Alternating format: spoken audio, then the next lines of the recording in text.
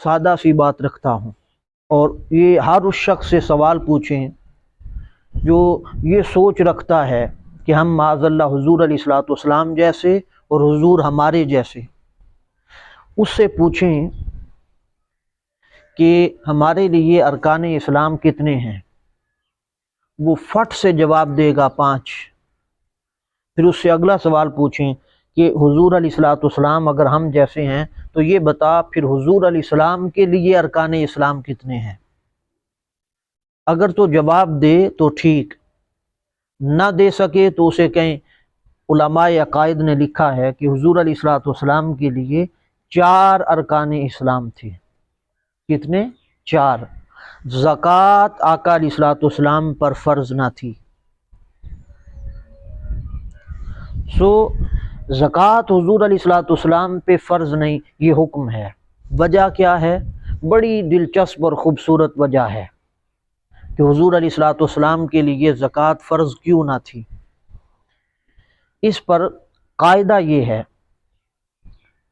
فقہ کی کتابوں میں یہ قواعد ہر کتاب میں لکھے ہوئے ہیں کہ شرط یہ ہے کہ مالک کی ملکیت سے مال نکلے اور غیر کا قبضہ ہو، اس وقت زکوٰۃ کی ادائیگی ہوتی ہے۔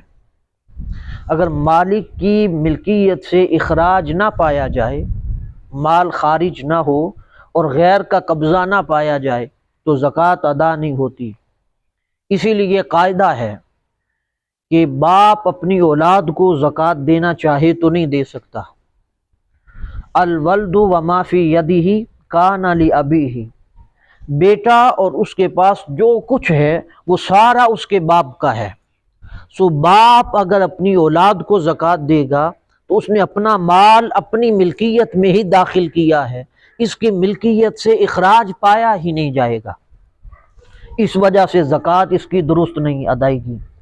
اسی طرح آقا اگر اپنے خادم کو، غلام کو زکوٰۃ دینا چاہے تو نہیں دے سکتا، یہ بھی قانون ہے۔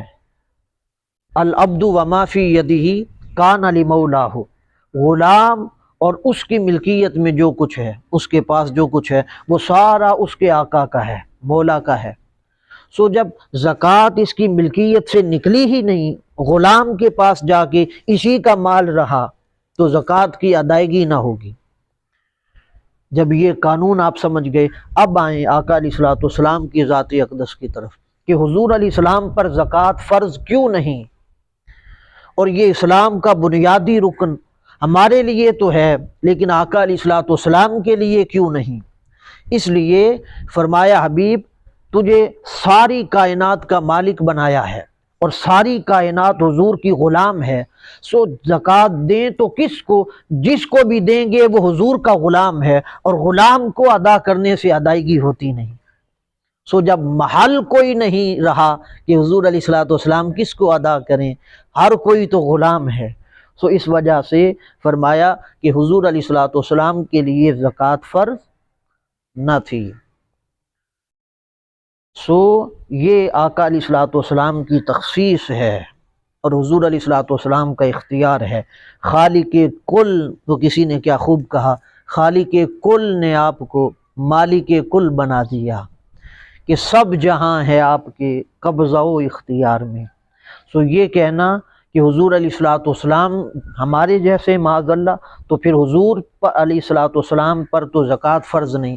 آج کوئی کرے انکار کہ مجھ پہ بھی فرض نہیں، دیکھتے ہیں ایمان اس کے پلے رہتا ہے یا نہیں۔ سو اس لیے ان مغالطوں میں کبھی نہ رہیں، اللہ بازی اس پہ کثرت کے ساتھ